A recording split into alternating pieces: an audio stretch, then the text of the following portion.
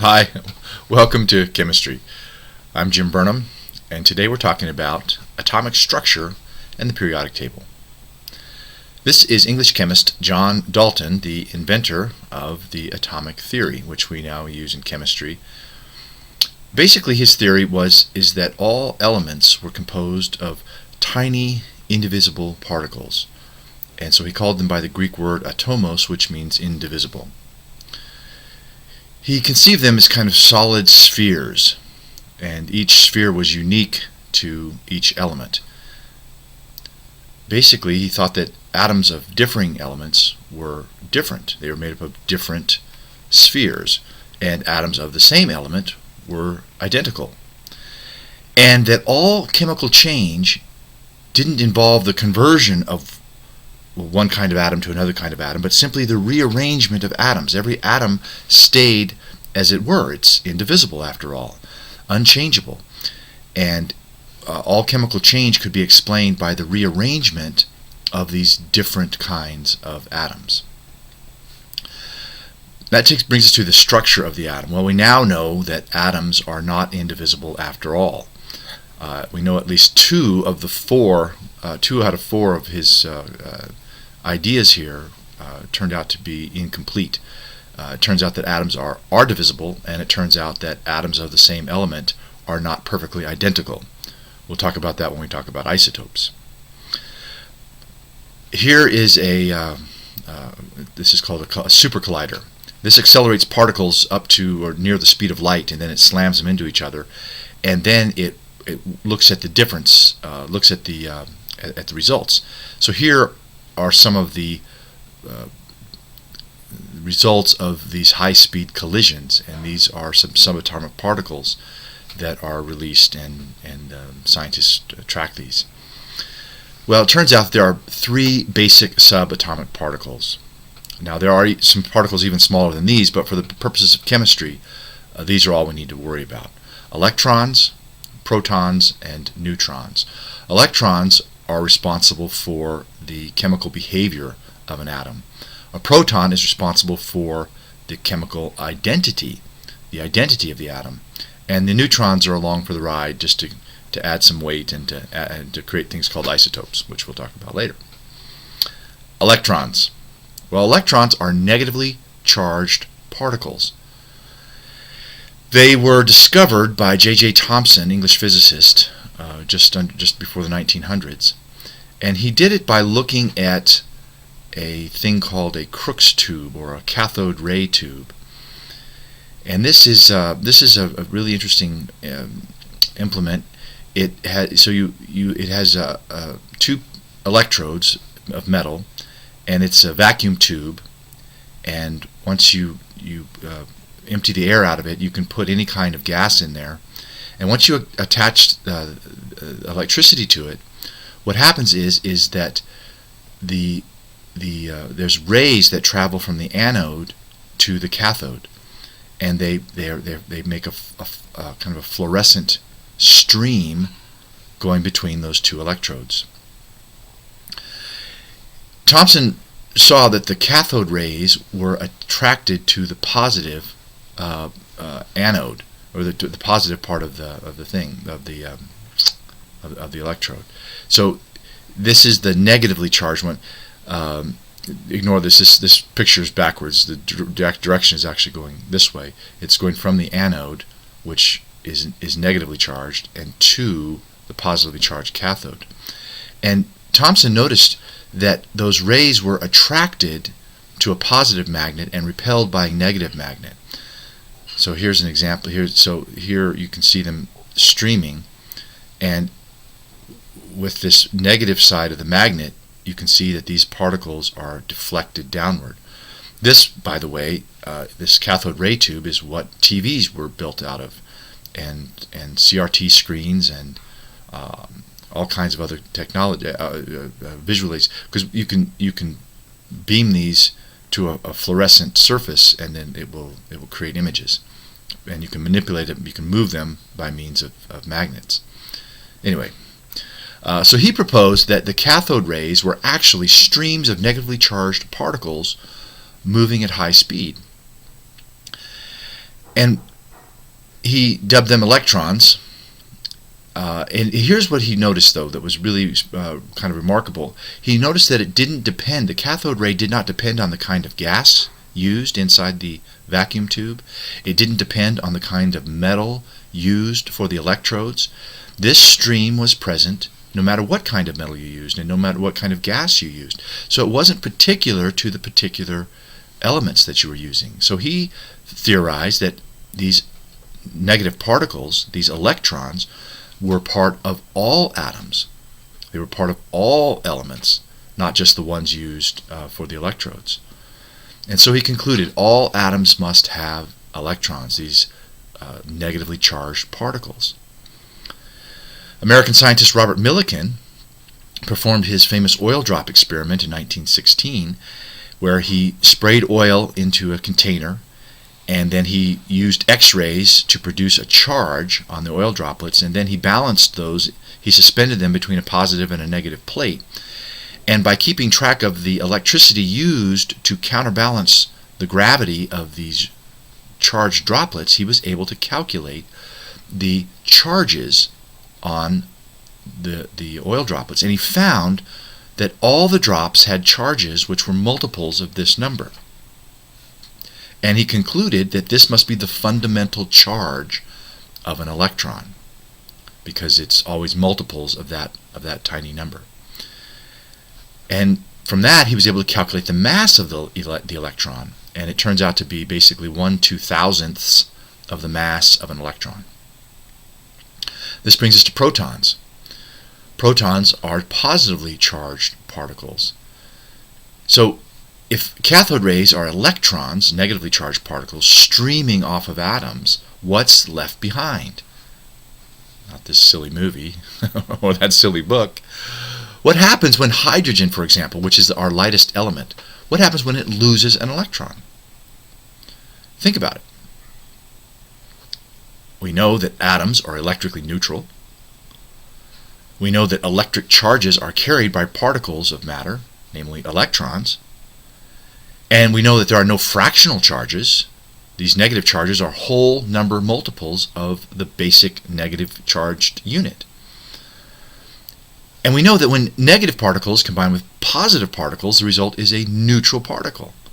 So what's the only conclusion that we can draw? Losing electrons must leave behind a positively charged particle, a particle with one unit of positive charge that balances out the 1 unit of negative charge that the electron takes with it. In 1886, this is a little earlier, Goldstein observed rays traveling opposite to cathode rays.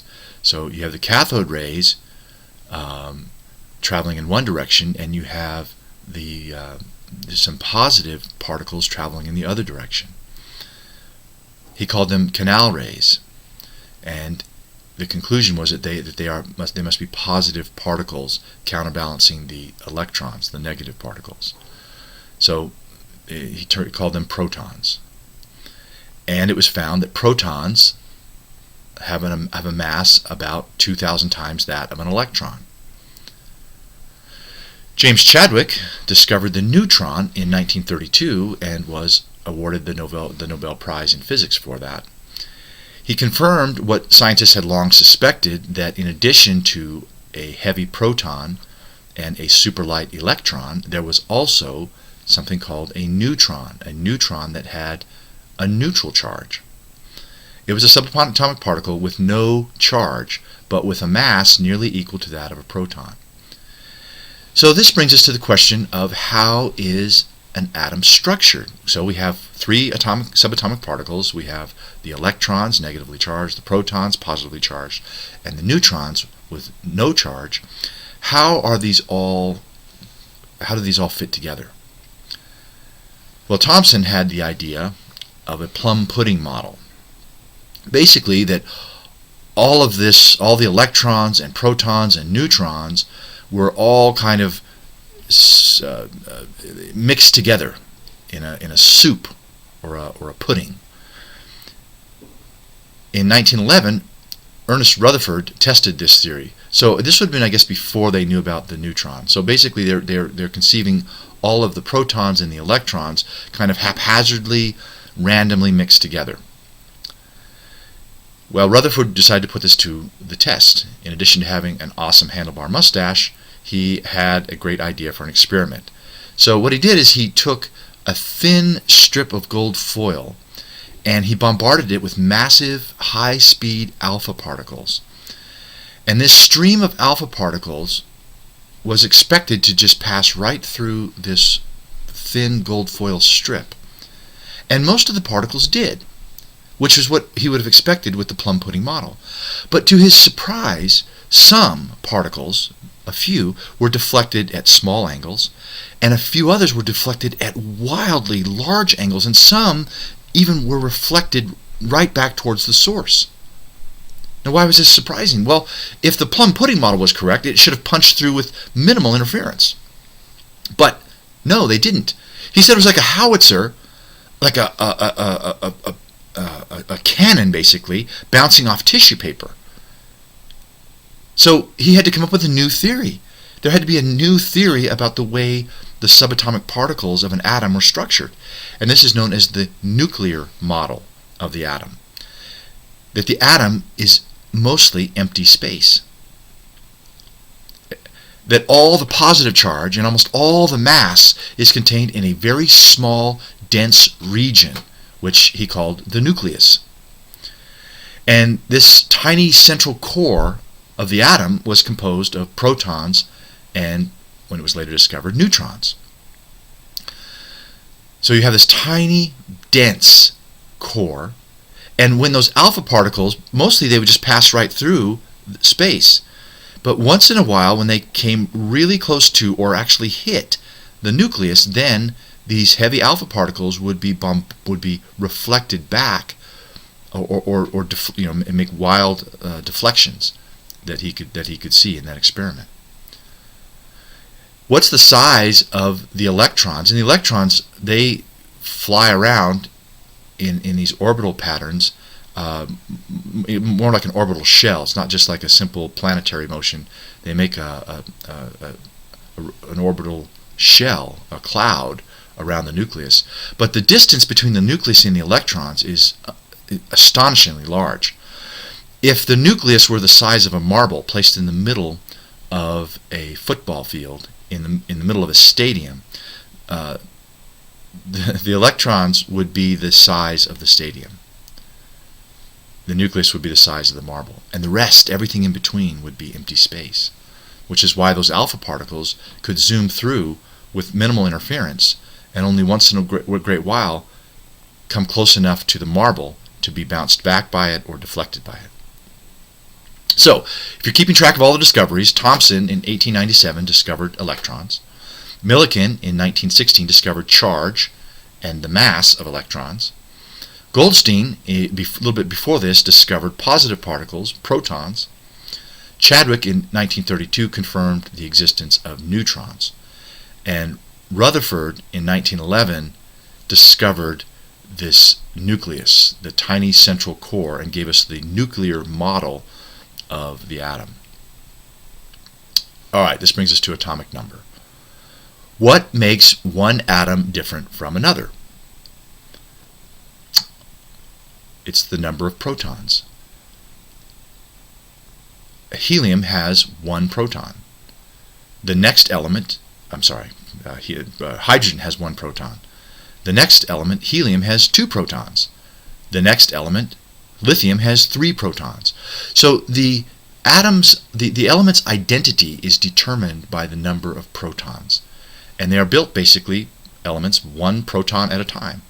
So the number of protons, we call that the atomic number. That gives the element its identity. It's equal to the number of protons in the nucleus.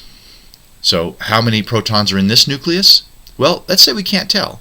It happens to be these four, but we could look at the electrons, because the number of electrons with negative charge is going to exactly balance the number of protons with positive charge. And since we can see four protons indicated here in this representation, there must be since we can see four electrons, there must be four protons. Remember, atoms are electrically neutral. So the number of electrons, the negative particles, must equal the number of protons, the positive particles. Therefore, it's a 2 for 1. The number of protons equals the number of electrons and vice versa. So once you know the atomic number, you know the number of protons, you know the number of electrons. What is mass number? Well, most of the atom's mass is concentrated in its nucleus and depends on the number of protons and neutrons, which weigh about the same. Remember, electrons only weigh about 1/2000th of a proton. So essentially, we can ignore their weight when we are calculating an atom's mass. So the mass number of an atom is essentially the number of protons plus the number of neutrons. Therefore, if we know the number of, if we want to find the number of neutrons, we can start with mass number and we can subtract atomic number. And what is left over then are the number of neutrons. So here is an example of an element from a periodic table. This is the chemical symbol. Here's the element name, oxygen. Here's its atomic number. Atomic number equals the number of protons, also the number of electrons. The mass is the number of protons and electrons taken together. And we can see it's essentially 16. Each of these weighs about 1. Each proton weighs 1 of these. So 16 minus 8 gives you the number of protons. I'm sorry, the number of neutrons. And that must also be 8, because the mass is going to be protons plus neutrons, ignoring the electrons because they're too tiny to count. So 16 minus 8, the atomic number, leaves us 8 neutrons. How about something a little more complicated? Here is gold. Gold has an atomic number of 79 and an atomic mass of basically 197. So if we subtract the atomic mass, we take the atomic mass and we subtract the atomic number, we get the number of neutrons. 197 minus 79 equals 118 neutrons. See that? So we take atomic mass, we subtract atomic number, the result is the number of neutrons. What are isotopes?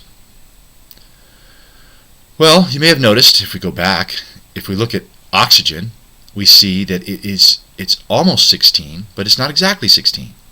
Likewise, gold. Gold is almost 197, but it's not exactly 197. But if we're just weighing the number of protons and neutrons, those come in whole numbers. So shouldn't the atomic mass be a nice, round, whole number? Well, you'd think so if all atoms of an element were identical, like Dalton first theorized, but unfortunately they're not. There are things called isotopes. What's an isotope? An isotope is an atom that has the same number of protons as you'd expect, because that's what determines the identity. But, so here's neon. This is called neon 20. Neon 20 has 10 protons, as all neon atoms do, 10 electrons, because those balance out the protons, and 10 neutrons in this case, for an atomic mass of 20. But here is neon 21. Neon 21 has 10 protons, like all neon atoms, and 10 electrons, because protons and electrons equal each other. But here, now look, 11 neutrons. That's more than 10. And so its atomic mass is going to be 21. It's going to be 10 plus 11 instead of 10 plus 10. So this is known as neon 21. There's also a thing called neon 22. 10 protons, 10 electrons, but 12 neutrons, and gives us an atomic mass of 12. So we have 3 different versions of neon: neon 20, neon 21, and neon 22. These are all called isotopes. An isotope is an atom with the same number of protons but a different number of neutrons. It turns out that all 3 forms of these are stable, but they come in different percentages. About 90% of the neon found in the world, our world, is neon 20. A small percentage is neon 21, and about 10% is neon 22. So if you take the weight, if you take this weight plus this weight plus this weight, which is essentially 20 plus 21 plus 22, and you take the weighted average of this, then you get neon's average atomic mass, which is not a whole number. Now, despite the differences in the number of neutrons, isotopes are chemically alike. Why? Because they have the same number of protons. That determines its identity. And the same number of electrons. And the electrons determine the chemical behavior. So these are all going to behave chemically identically, even though they are slightly different weights. So what is the actual mass of the parts of an atom? Well, the mass of a proton or a neutron is very, very small, 1.67 times 10 to the negative 24. That is way too small to use practically. Can't see it, can't calculate with it hardly. So let's compare the relative masses of atoms using a reference isotope as a standard. Let's choose carbon-12. And let's give it a weight of exactly 12 atomic mass units, which we abbreviate AMU. An atomic mass unit is therefore defined as 1/12 of the mass of a carbon-12 atom. Remember, since carbon has 6 protons and 6 neutrons, each of the 12 protons or neutrons equals about 1/12 of the 12 AMUs, or about 1 AMU. So each proton and each neutron is essentially one atomic mass unit. And as we said before, from this you would predict that the atomic mass of any element would be a whole number. The number of protons plus the number of neutrons. But it's not, because isotopes. Here's another example of isotopes. Chlorine, its atomic mass is 35.45, nearly 35.5. How do we explain it? The relative abundance of the naturally occurring isotopes. About 75% of natural chlorine is chlorine-35. So it's chlorine that has 17 protons, 17 electrons, and 18 neutrons. 25% of chlorine is found as chlorine-37, which has 2 more neutrons. So it's heavier. This is chlorine-35 and this is chlorine-37. Well, if you take the weighted average of this, so if you think about this, this is 75% to 25%. That's a 3-to-1 ratio. So if you take 1 part of this and 3 parts of this and divide it by the total of 4 parts, you'll get the weighted average. 37 times 1 plus 35 times 3, all divided by 4, gives you a weight, an average weight of 35.5. So atomic mass is the weighted average mass of the atoms in a naturally occurring sample of the element. How do we organize the elements? Well, that takes us to the periodic table. The periodic table is one of the most stunning intellectual achievements in science. How do we arrange more than 100 known elements? Well, as we saw from the Mendeleev crash course video, which if you haven't seen on YouTube, I encourage you to check that out. Crash course video, Mendeleev. Mendeleev was a Russian chemist, and he developed the first periodic table. And what he did is he arranged the elements by weight. And then he noticed, when he arranged them by weight, that there were periodic repetitions of similar properties. And so he moved those similar elements next to each other, and he saw this remarkable pattern appear. So he listed the elements in columns in order of increasing atomic mass, and then arranged those columns so that the elements with the most similar properties were side by side. This led to holes in the map where there were places where you might expect something to be similar to something else, and it wasn't there. This led Mendeleev to predict that they were simply missing elements that had yet to be discovered.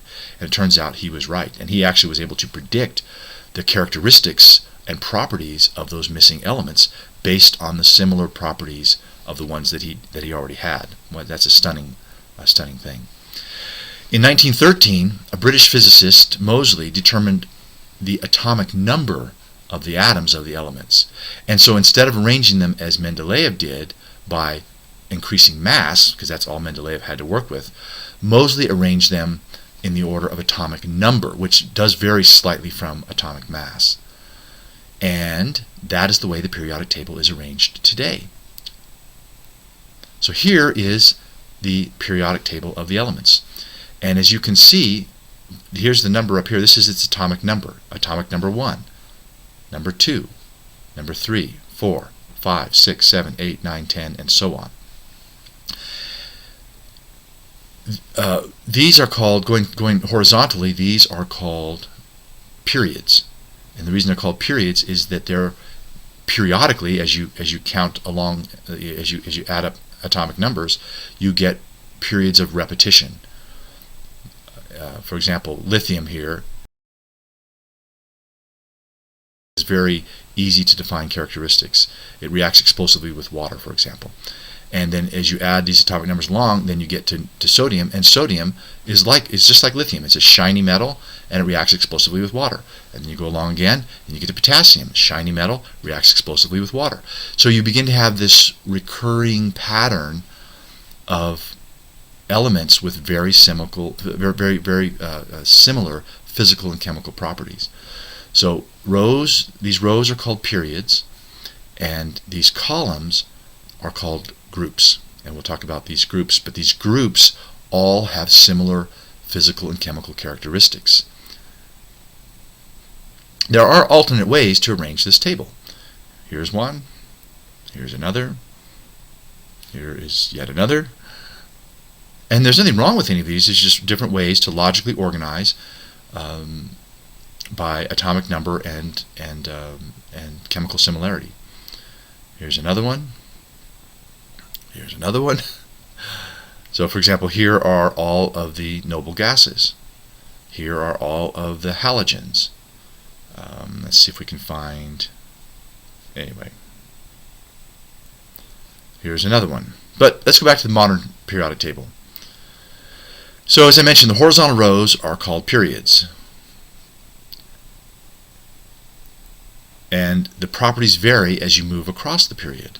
So as you move across a period this way, lithium is different from beryllium, which is different from boron, which is different from carbon, different from nitrogen, different from oxygen, different from fluorine, and all of them are different from these noble gases, which are very, very unreactive. They're very stable and very peaceful. It's very hard to make them chemically react.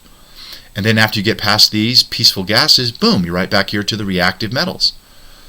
So you have this, as you go across a single period, there's a lot of variation in that period, but then when you start a new period, you begin to have a repetition. This is like this, this is like this, this is like this, and so on. And each of these are, as you change the period, you see that in the group, they're similar to each other in the group. So they vary as you move across, but you find these repeating patterns as you move to the next period. And this gives rise to what is known as the periodic law.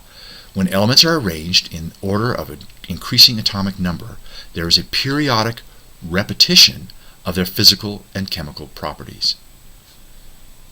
That means that elements with similar chemical and physical properties end up in the same column of the periodic table.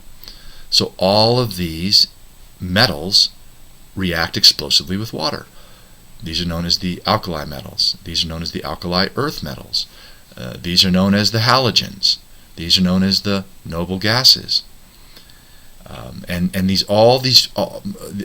a group, there are similar characteristics because they have, as we're going to see much later on, they have this a similar electronic configuration. They have similar electrons in their outer shells.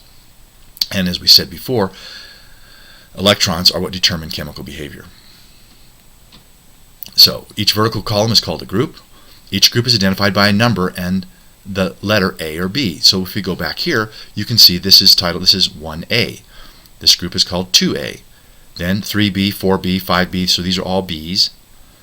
And then we go back to 3A, 4A, 5A, 6A, 7A, and 8A, also sometimes called 0. These A's are known as representative groups. So this group, skip the B's, back to the A's, this group, this group, this group, this group, this group. These are known as the representative elements. Why? Because they represent the whole range of elements, the whole range of physical and chemical characteristics that elements come in. So you go from metals, reactive metals here, to what are known as metalloids, to the nonmetals, to the noble gases. And this gives you the whole range. So the A's give you all the kinds of and characteristics of the elements that are there. Oh, here is an example of the reactivity of the group 1 metals. So here's lithium reacting in water.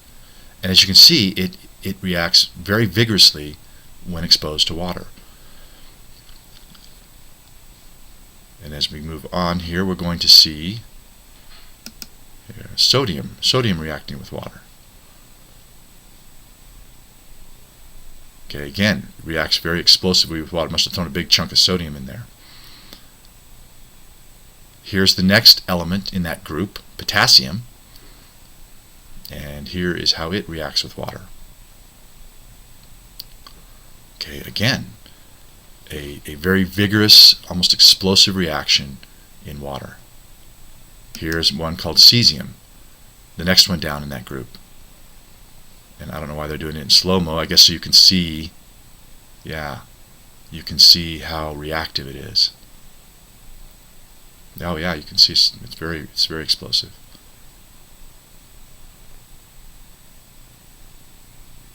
Here's rubidium. And if you'll notice, as we keep moving down that group, we have a bigger and bigger reaction with water. Francium, they don't. This is just an estimation of what francium would look like in water. It's just never been done. So that is. Oh, here. Okay, so. That gives us, so we just went through these. So these all react very, very energetically, even explosively as we move down this group. And you'll see that same kind of similarity in chemical and physical characteristics as you move down a group. But they change as you move across the period.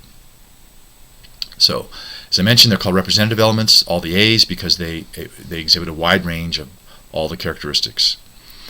You can divide the representative elements into 3 basic categories. Metals, which have high electrical conductivity. They're shiny. They're ductile, that is, you can draw them into a wire. They're malleable, you can hammer them and pound them into different shapes, thin strips of foil, for example.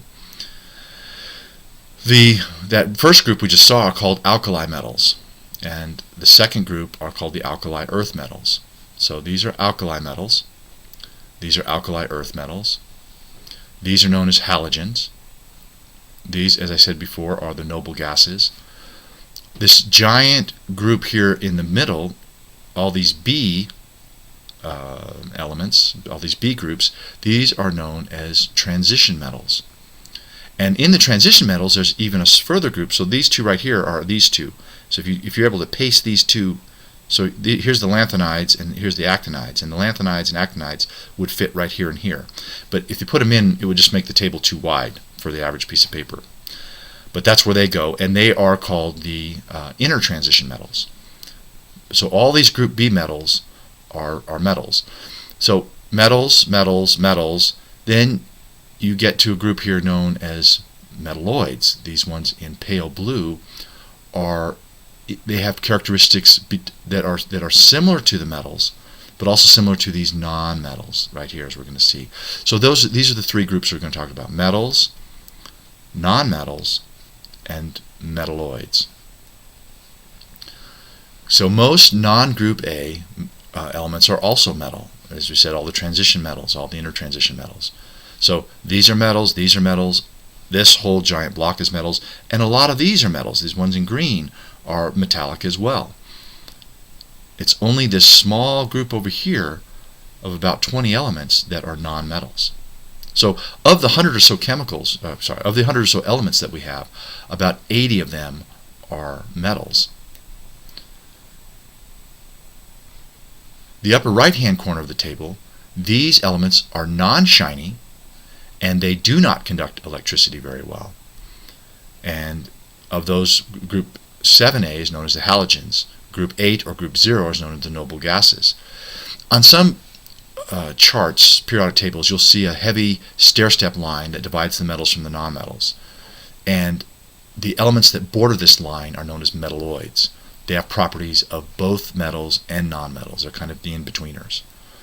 So that would be, it doesn't really have it here, but here you would have a stair step. I mean, in most tables you have a stair step that comes down here, and the atoms, or sorry, the elements around that stair step, here represented in this pale blue, are known as metalloids.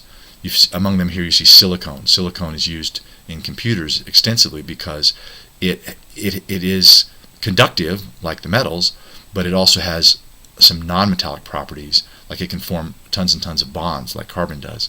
So it makes it extremely useful in the tech world, in the world of semiconductors.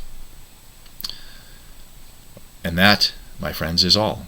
So that is atomic structure, the nuclear structure of the atom, with electrons, protons, and neutrons, and how we arrange those atoms by atomic number to get these repeating periods of similar chemical and physical properties.